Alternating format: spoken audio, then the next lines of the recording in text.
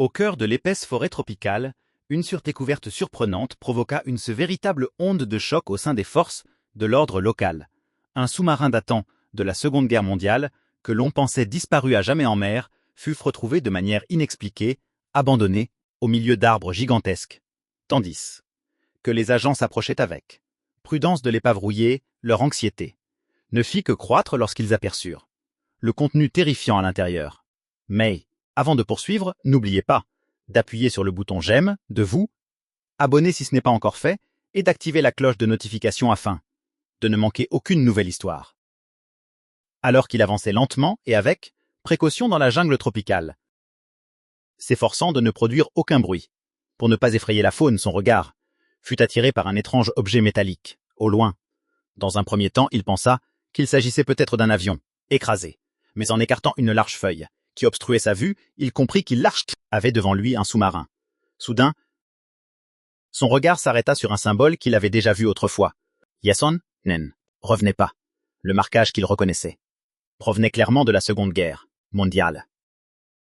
Jason savait qu'il devait prévenir la police locale, mais se demandait s'il le croirait en entendant qu'un sous-marin de la Seconde Guerre mondiale se trouvait au beau milieu d'une forêt tropicale. Son cœur se mit soudain à battre plus vite. Lorsqu'il remarqua une étrange trace, rouge à l'intérieur, il comprit immédiatement ce que cela signifiait, mais refusa de tirer des conclusions hâtives. Il prit plusieurs photos avant d'appeler rapidement la police. Comme il s'y attendait, les autorités ne crurent pas un seul instant à son récit. Il leur envoya alors les photos par email. Peu de temps après, il reçut un appel confirmant que des agents se rendaient immédiatement sur place. Intrigué par le sous-marin et l'histoire qu'il semblait cacher, Jason réalisa qu'il avait encore du temps avant leur arrivée. Incapable de résister à sa curiosité, il décida d'entrer dans le sous-marin sans attendre la police.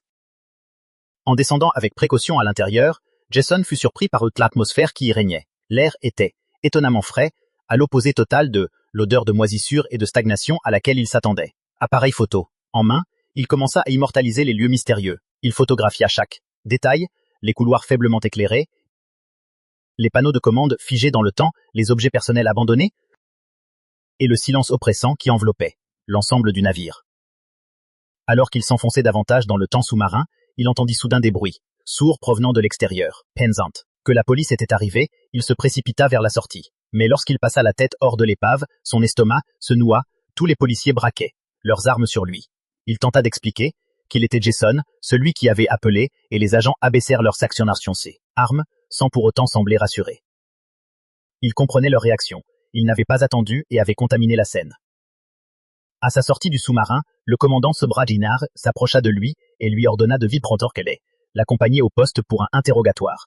À l'intérieur du tout sous-marin, les policiers découvrirent des murs gravés de codes anciens et énigmatiques. Les symboles ne correspondaient à aucun langage ni avaient aucune méthode de cryptage connue, ce qui suscite à une grande confusion.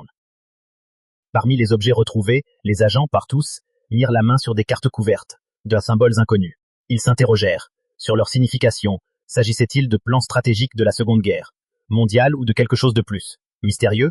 Des experts en linguistique, cryptographie et histoire furent appelés. Les cartes devinrent rapidement le centre de l'enquête, leurs symboles semblant contenir la clé du voyage étrange du corps sous-marin à travers le temps et l'espace. Les analyses forensiques révélèrent des components internes, en total contraste. Avec l'époque du navire, ces pièces modernes semblaient complètement anachroniques face à la structure rouillée du sous-marin. Cette découverte suggérait des activités dépassant largement le cadre historique connu, évoquant des opérations secrètes dissimulées dans l'ombre. Dans la salle d'interrogatoire, Jason fit face à une avalanche de questions. Le doute des enquêteurs était évident. Tentant de prouver son innocence, il présenta ses photos, preuves claires et irréfutables montrant les inscriptions étranges à l'intérieur. Après de longues plaisirs, il fut relâché, non sans restriction, et prié de rester disponible.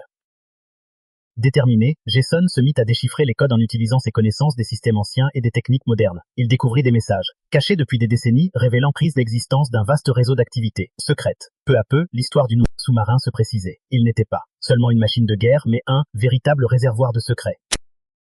Les codes finirent par désigner un lieu précis, Madagascar. Cette révélation lança une nouvelle phase de l'enquête. Une expédition fut organisée et l'équipe s'enfonça dans la jungle dense et sauvage. Au cœur de celle-ci, ils découvrirent une ancienne base militaire dissimulée sous un calculateur. À l'intérieur, des documents, photos, points fanés et artefacts d'espionnage confirmèrent le rôle clé du sous-marin dans une opération clandestine. Découvertes comblèrent de nombreuses zones d'ombre et redéfinirent la GLT, compréhension de certains aspects méconnus de la Seconde Guerre mondiale. L'histoire, longtemps enfouie dans la bannière forêt tropicale, refit enfin surface, révélant une vérité aussi fascinante que complexe. Alors que le soleil commençait lentement à disparaître derrière la canopée dense de la jungle, Jason observa une dernière fois la base abandonnée. Le silence qui l'entourait n'était plus seulement inquiétant, il semblait chargé de secrets encore enfouis. Malgré toutes les découvertes faites, il avait la certitude que certaines vérités resteraient à jamais hors de portée. De retour auprès des autorités, une partie des documents fut immédiatement classifiée. Les experts confirmèrent que certaines technologies découvertes ne correspondaient à aucune avancée connue de la Seconde Guerre mondiale. Officiellement, l'affaire fut réduite à une anomalie historique, un simple vestige mal compris. Mais en coulisses, les investigations continuèrent discrètement. Jason, quant à lui, reprit sa vie, mais plus rien n'était vraiment comme avant. Les symboles qu'il avait vus restaient gravés dans son esprit. Parfois, au milieu de la nuit, il repensait à ce sous-marin silencieux, perdu loin de toute mer, comme s'il avait été volontairement dissimulé pour ne jamais être retrouvé. Des mois plus tard, une dernière information attira son attention. Un ancien document récemment déclassifié mentionnait une opération secrète dont le nom de code correspondait exactement à l'un des symboles gravés sur les murs du sous-marin. Le dossier s'arrêtait brusquement, sans conclusion, comme si quelqu'un avait décidé d'effacer la suite de l'histoire. Aujourd'hui encore, personne ne sait vraiment comment ce sous-marin est arrivé là, ni jusqu'où allait sa véritable mission. Était-ce une expérience interdite, une opération d'espionnage avancée, ou quelque chose de bien plus troublant? Une chose est sûre, au cœur de la forêt tropicale, certains secrets de la Seconde Guerre mondiale refusent encore de rester silencieux.